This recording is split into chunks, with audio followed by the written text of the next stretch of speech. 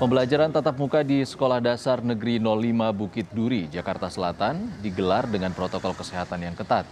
Sejumlah orang tua murid mengantarkan anak mereka hanya sampai pintu gerbang sekolah. Proses PTM dilaksanakan dengan 2 sesi dengan masing-masing sesi sebanyak 15 murid yang terbagi 7 kelas dengan durasi PTM selama 35 menit. Sistem pembelajaran dilaksanakan 3 kali dalam seminggu dan dibagi masing-masing kelas. Pemprov DKI Jakarta menargetkan seluruh sekolah akan dibuka pada awal tahun 2022. Dan juga madrasah yang ikut dengan ketentuan yang diatur mulai jam 7 sampai jam 11 dengan melaksanakan protokol kesehatan dengan kapasitas 50%. Ya. Mudah-mudahan anak-anak kita bisa mengikuti pendidikan dengan baik.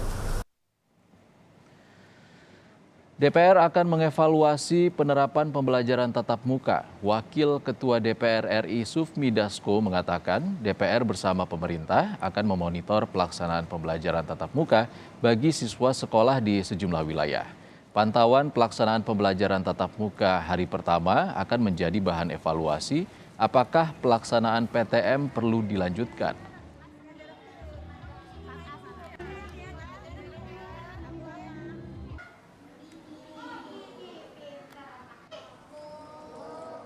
Saudara, Pemkot Surabaya belum mengizinkan pembelajaran tatap muka untuk sekolah dasar dan sekolah menengah pertama. Pemkot Surabaya mewajibkan semua guru dan siswa harus sudah divaksin sebelum dimulai pembelajaran tatap muka.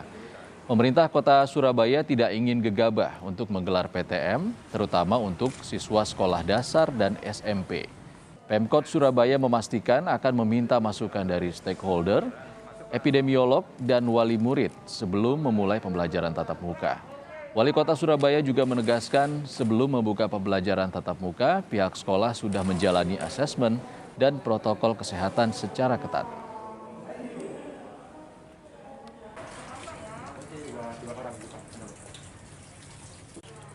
Kalau pelajar memang kita berjalan terus, ada yang sudah, ada yang belum. Karena tadi saya sampaikan tergantung dari vaksin yang ada. Tetapi persyaratannya adalah semua guru harus tervaksin dan semua sekolah harus lewat asesmen. Boleh atau tidak, layak atau tidak.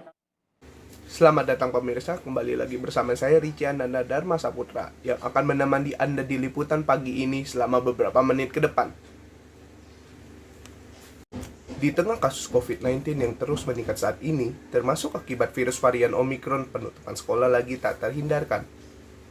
Belajar dari perkembangan kasus COVID-19 dan sejumlah penelitian selama ini, pembukaan sekolah di tengah-tengah pandemi kasus COVID-19 yang tinggi di masyarakat akan memicu munculnya kasus, bahkan klaster COVID-19 di sekolah.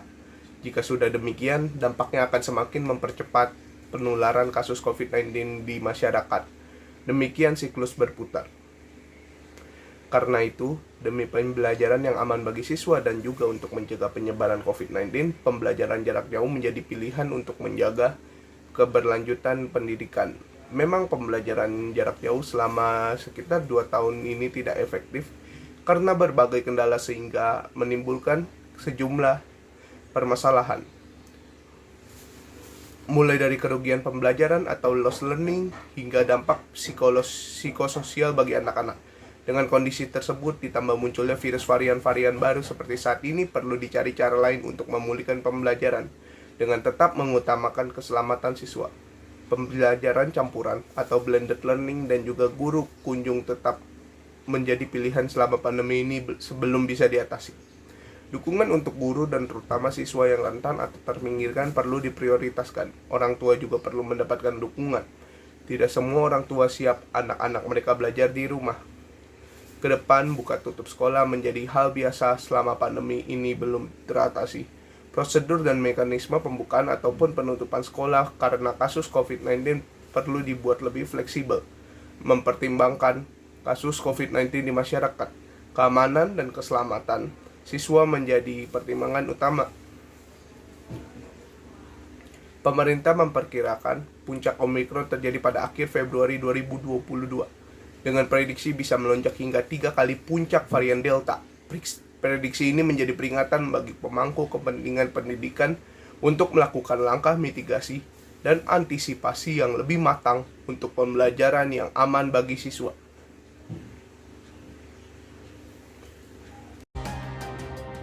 Mulai 3 Januari atau hari pertama semester genap, sekolah yang berada di zona PPKM level 1 dan 2 wajib menggelar pembelajaran tatap muka dengan kapasitas 100% setiap hari.